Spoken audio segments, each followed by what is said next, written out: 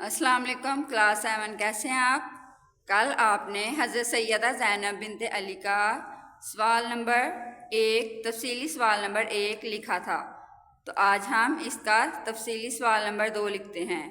तो सवाल ये है, हज़रत सैयदा ज़ैनब बिनत अली रज़ी अल्लाह ताला अन्हा की हक़ गोई और बहादरी पर नोट लिखें। इसका जवाब है, हज़रत ज़ैनब रज़ी अल्लाह ताला अन्हा की शख्सियत का अहम तरीन पहलू आपकी हक़ गोई और बहादरी है। वाक़या करबला के बाद आप रज़ी अल्लाह ताला अन्हा ने जो खुतबे दिए, जिनसे उम्मत मुस्लिमा में एक नई रूह बिदार हुई, यजीद के दरबार में इनके खुतबे ने शहरा आफाक हैसियत हासिल की। आप रज़ी अल्लाह ताला अन्हा ने खुतबे में फ़रमाया, जब यजीद के दरबार में, ये आप हज़रत ज़ैनब रज़ी अल्लाह ताला अन्हा का बहुत मशहूर खुतबा है, जब यजीद ने करबला के मैदान में हज़रत हुसैन को शहीद कर दिया, तो बाद में उन्होंने सारे जो मुसलमान थे उनको कैद करके तो यजीद के दरबार में पेश किया गया। तो तब ये खुतबा हज़रत ज़ैनब ने यजीद के दरबार में ये खुतबा दिया था। तो उसका तर्जमा कुछ यूँ है, तू यजीद जितना चाहे मकरो फ़रेब कर ले, मगर तुझे मालूम होना चाहिए कि तू ना तो हमारी याद लोगों के दिलों से मिटा सकता है और ना ही वही इलाही के पाकीज़ा आसार ख़त्म कर सकता है।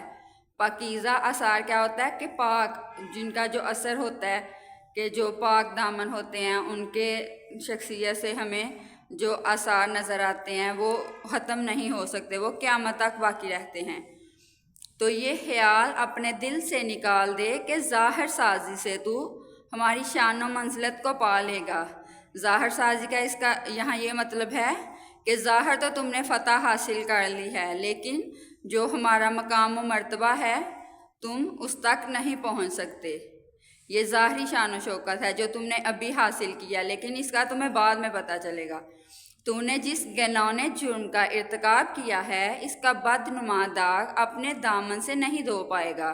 तो ये जो है, उसने हज़रत हुसैन को कत्ल करके शहीद करके जो जुर्म किया था वो बहुत बड़ा जुर्म था इसका, उसको वैसे तो मालूम नहीं, लेकिन वो कह रही हैं कि ये तुम्हें बाद में पता चलेगा कि तुमने कितना बड़ा जुर्म किया है, और ये जो तुमने जुर्म किया है इसका जो दाग है ना, ये क़यामत तक तुम्हारे दामन पर लगा रहेगा, तो इसको ख़त्म नहीं कर सकेगा। तेरा नज़रिया नहायत कमज़ोर और घटिया है। तेरी हुकूमत में गिनती के चंद दिन बाकी हैं, तेरे सब साथी तेरा साथ छोड़ जाएंगे। वो कह रही हैं उसको कि वैसे तो तुमने ज़ाहरी फ़तह हासिल कर ली है, लेकिन